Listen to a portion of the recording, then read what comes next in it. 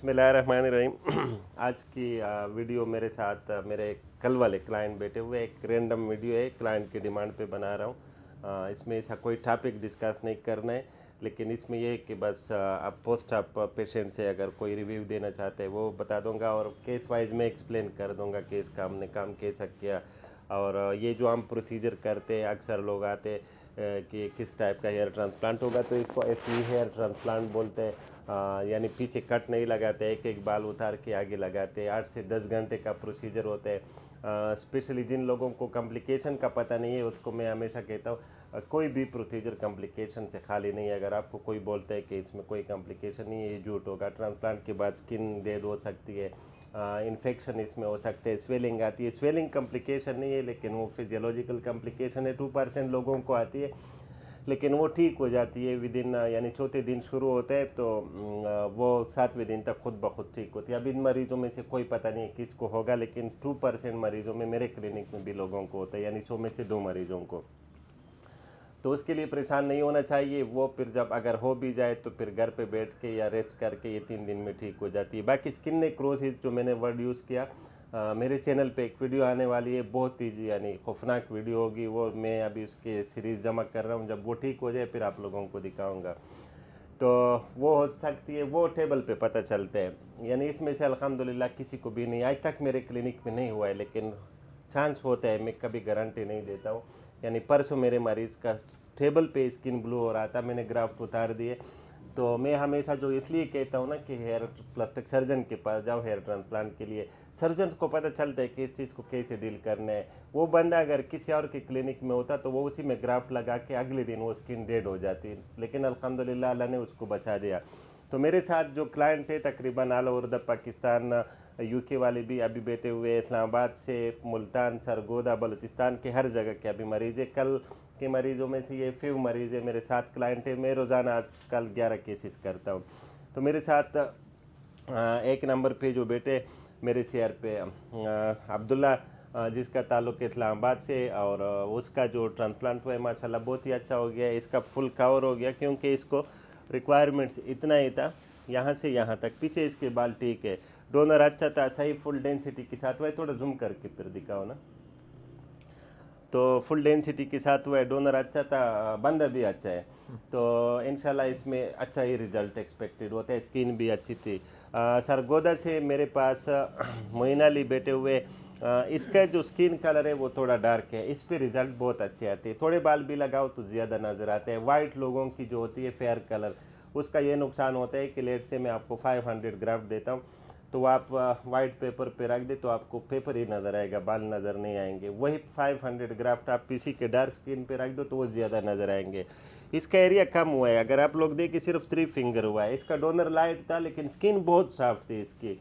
मैं एक्सपेक्ट कर रहा था, अक्सर ब्राउन स्किन हार्ड होते हैं, कि इसका बहुत सख्त होगा, लेकिन जब बेटा तो मेरे ख्याल में मैंने 15-20 मिनट में अपने इंसिडेंट बना दिए। बहुत ही नरम थी, बहुत मज़े की थी, और इसका फुल डेंसिटी के साथ, यानी जो नरम स्किन होती है उसमें डेंसिटी भी बहुत आती है। तो इसका रिज़ल्ट बहुत ही इंशाल्लाह अच्छा एक्सपेक्टेड है, क्योंकि स्किन भी सॉफ्ट है, ब्राउन भी है, और बाल भी बहुत ज़्यादा लगेंगे। कम अज़ कम अगर काउंट किया जाए तो ये 3000 ग्राफ्ट होंगे। कुछ लोग काउंट नंबर का पूछते हैं, मैं बताता नहीं हूँ और ना काउंट करता, तो क्योंकि वो गलत होते हैं हमेशा। तो ऐसे समझाने के लिए बता रहा हूँ। लेट से अगर उसके 4000 थे तो ये 3000 थे। फ्रंटल सेशन इसको बोलते हैं। अच्छा, उस्मान, अच्छा, अमीरजान मरवत और इसके दोस्त, ये दोनों इस्लामाबाद में सीडीए में इंस्पेक्टर्स है, और माशाल्लाह अच्छे दोस्त है और बहुत तेज़ बंदे हैं। तो मरवत वैसे भी तेज़ होते आजकल, तो छा गए। शेर अफजाल मरवत की वजह से बहुत मशहूर हो गए ना।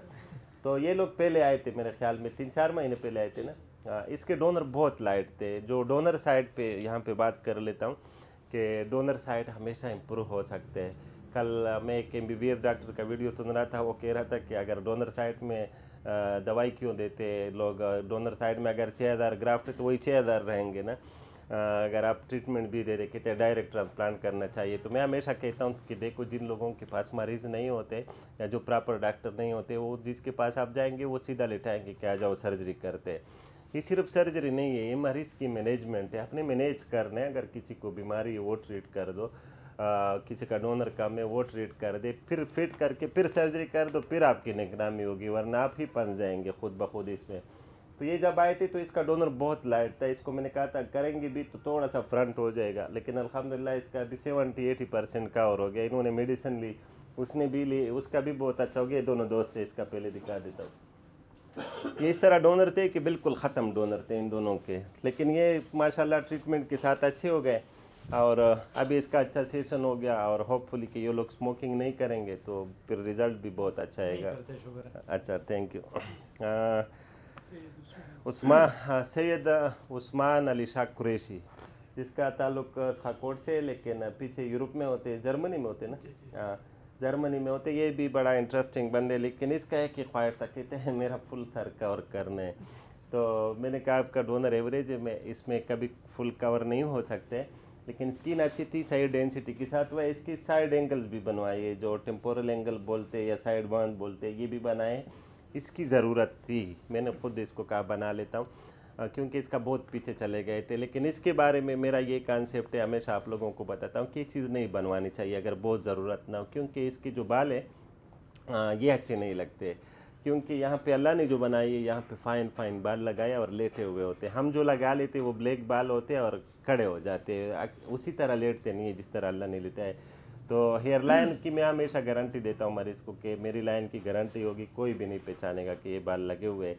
लेकिन इस चीज़ की गारंटी नहीं देता हूँ, इसका पता चलता है। इसमें मैंने बड़ी ट्राई की, फ़ाइन बालों से किया, ब्लेड चेंज की, लेकिन फिर भी इसका पता चलता है। और मेन रीज़न भी यही है कि अभी यहाँ पे ब्लैक बाल आएंगे, यहाँ पे इसके लाइट बाल होंगे, तो ये ब्लैक पैच दूर से भी पता चलता है कि यहाँ पे बाल ज़्यादा है तो ये लगे हुए हैं। बाहर हाल इसकी जो फेस थी इस पे ज़रूरी था तो मैंने बना दिया। मैंने कहा खैर पता भी चले तो कोई इशू नहीं है, फ्यूचर में एक और भी सेशन करेगा। और साथ में उस्मान, दोनों उस्मान है। उस्मान भाई बड़े इंटरेस्टिंग बंदे हैं, लंदन में होते और माशाल्लाह कमज़ोर है बहुत, इस खाता पीता नहीं है। स्किन इसकी बहुत सॉफ्ट थी, मज़े की स्किन थी। और जो फिज़िक है इसके मुताबिक इसकी सर का साइज़ छोटा था, इतना बड़ा नहीं था। डोनर साइड वीक था, लेकिन इसका बहुत ही अच्छा सेशन हो गया, बहुत डेंसिटी के साथ हो गया। साथ में मेरा जो मरीज़ है क्वेटा से, मुमताज़ नाम है ना, अच्छा मुमताज़ पे थोड़ा डिस्कस करता हूँ, मैं आप लोगों को बताता हूँ। इसका डोनर साइड एवरेज था, इसका मिड वर्टेक्स सेशन हुआ है, इसका कल नहीं, इसका परसों वाले में हुआ है, लेकिन इसकी दोस्त की सर्जरी थी कल मेरे ख्याल में, उसकी वजह से रुका हुआ है। हालांकि मैं अपने मरीज़ अगले दिन फारिग कर देता हूँ, सब ट्रेवल करते हैं। तो इसके दोस्त ने दूसरे क्लिनिक से ट्रांसप्लांट कराया है। कल उसके पास गया तो कह रहा सर उसने मुझे बहुत डिसहार्ट किया कि ये जो लाइन है ये गलत बनाया डॉक्टर अबीब ने, इसको गोल होना चाहिए था, इसको पीछे लेके जाना चाहिए था, यानी यहाँ पीछे इसके अपने बाल बिल्कुल ठीक है, लेकिन अगर इसका डोनर अच्छा होता तो मैं स्टिक बालों में भी अंदर जाता हूँ, यानी फुल भी कवर कर लेता अगर इसका डोनर। लेकिन ये माशाल्लाह इसका सेशन बहुत अच्छा है। और ये जो हेयर लाइन में बनाता हूँ ये 100% मेरी गारंटी होती है, नेचुरल होते हैं। यहाँ पे जो लोग गोल बनवाते हैं वो गोलाई वाली चीज़ जो है ना वो सारी ज़िंदगी नज़र आता है। यहाँ पे बाल इस तरह आ जाते और हर कोई पहचानते हैं कि ये बाल लगे हुए, तो वो अच्छा नहीं होता है। और उसको मैं भी ये मैसेज देता हूँ कि उसका दोस्त आया, उसका लाइन भी गलत बनाया था, लेकिन मैंने उसको कहा कि बहुत ही अच्छा बना हुआ है। किसी को डिसहार्ट नहीं करना चाहिए, बस अपने आप को अच्छा कर दे, काम अच्छा करे और दूसरों के पीछे बातें नहीं करनी चाहिए। शायद ये वीडियो सुन ले, ये उसके लिए मैसेज है। और इसका ताल्लुक क्वेटा से, क्वेटे के मरीज़ जो होते हैं बलूचिस्तान के, वो मेरे मरीज़ नहीं होते, वो मेरे मुरीद होते। वो इतना ब्लाइंड ट्रस्ट करते हैं मुझ पे कि आप यकीन भी नहीं करते हो। आते दोस्तों की तरह बिल्कुल फ्री हो जाते, डिनर पे जाते। तो मैं जब फर्स्ट टाइम 2016 में मेरे पास आउट ऑफ प्रोविंस मरीज़ आए थे तो वो बलूचिस्तान के थे, तो उस टाइम से जो बलूचिस्तान के मरीज़ है वो बिल्कुल मेरे इस तरह होते हैं जैसे मुरीद होते हैं। वो मुझ पे ब्लाइंडली, उसको पता है कि मैं इसके लिए ईमानदारी से काम करता हूँ। देखो हमारे क्लिनिक में परग्राफ्ट की बात भी नहीं है। परग्राफ्ट की होती तो आज इस बंदे की कम से कम 3.5 लाख बनते कि आपको 4,000 ग्राफ्ट लगाई है और 60 रुपये का ग्राफ्ट भी लगा देता तो बहुत ज़्यादा बन जाते। लेकिन हमारा वादा होता है, लेट से हमारा प्राइस है आजकल 1,70,000। तो 1,70 में हमारा वादा होता है कि आपके डोनर से जितने बाल निकलेंगे वो लगाएंगे।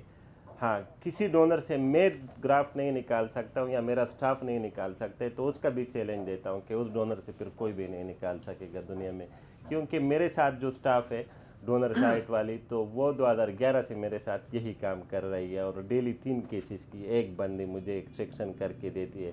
इस तरह कुछ एक एक की डोनर लेती है। वो मुझसे भी ज़्यादा भी एक्सपर्ट है। हालांकि उसको सिखाया मैंने कि इनिशियली जब 2015 में हमने फी शुरू किया था तो मैं खुद ही करता था, एक्सट्रैक्शन भी इंसिजन भी।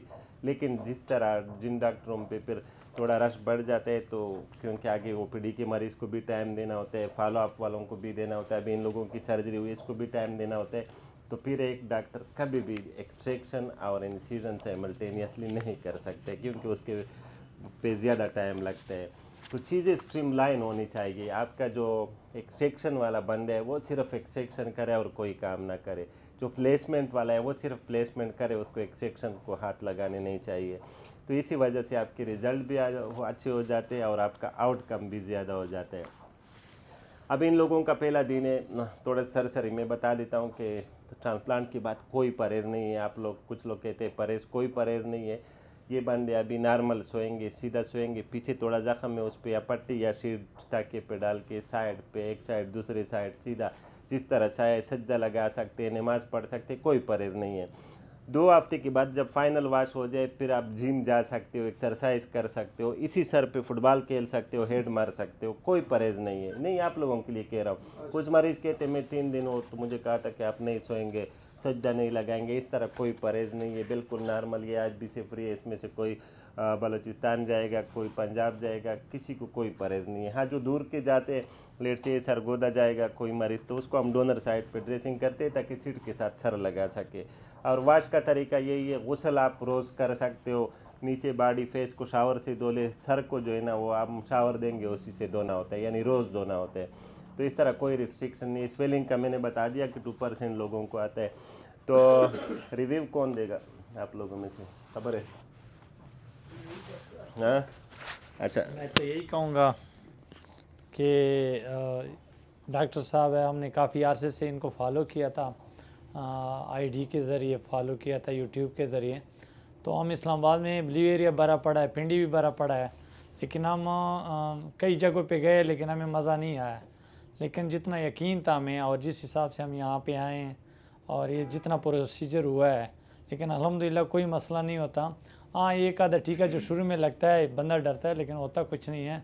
उसके बाद अल्हम्दुलिल्लाह 4-5 घंटे लगते हैं, ज़्यादा नहीं लगते, क्योंकि 8-10 घंटे जो बताते हैं वो ओवरऑल प्रोसीजर जो बाहर बैठते हैं कुछ भी आप करते हैं और चलते चलते वो 8-10 घंटे लग जाते हैं।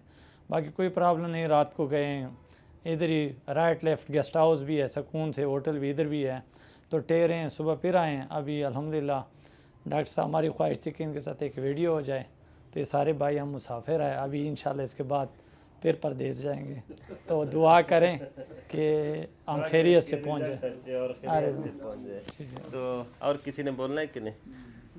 आप तो का खबर है करना खैर दे पख्तो क्यों करना। आप कहाँ से आए, थोड़ा इंट्रोडक्शन पे खड़े हो जाए। जी जी زه څخه کوټ نه یم او ډاکټر صاحب خو تقریبا 2.5 کالو نه مونږ فالو کو او بل زما اولډر برادر دی ویلیم کړو او داسې زمونږ رشتہ دار او ویلیم کړو نو زه د هغوی نه ډېر زیات سیټسفاید وم نو په دې وجه زه ډایرکټ د جرمني نه سپیشل دوی دپاره رالم او زما ټیت پرابلم نو د هغې دپاره نو زه ته ډېر زیات مطمئن یم او تاسو ته هم دا مشوره در کوم چې آل پاکستان کې نمبر 1 डॉक्टर हबीब। Thank you. अच्छा, इसने जो इंट्रोडक्शन किया उसने पश्तो में क्या, जो उर्दू सुनने वाले व्यूअर्स के लिए उसने कहा कि मेरा नाम सैयद उस्मान अली शाह कुरैशी इसका से हूँ, जर्मनी में रहता हूँ और मेरे भाई और इसके कज़न ने हमसे ट्रांसप्लांट किया, उसके रिज़ल्ट देख के मैं बाद में आया हूँ। तो जर्मनी से कहते हैं मेरे दांतों का मसला था और स्पेशली हेयर ट्रांसप्लांट के लिए आया हूँ। तो बाकी लोग रिव्यू नहीं देना चाहते तो वीडियो भी बहुत लंबी हो जाएगी मेरे ख्याल में। Thank you for watching. अल्लाह हाफिज़।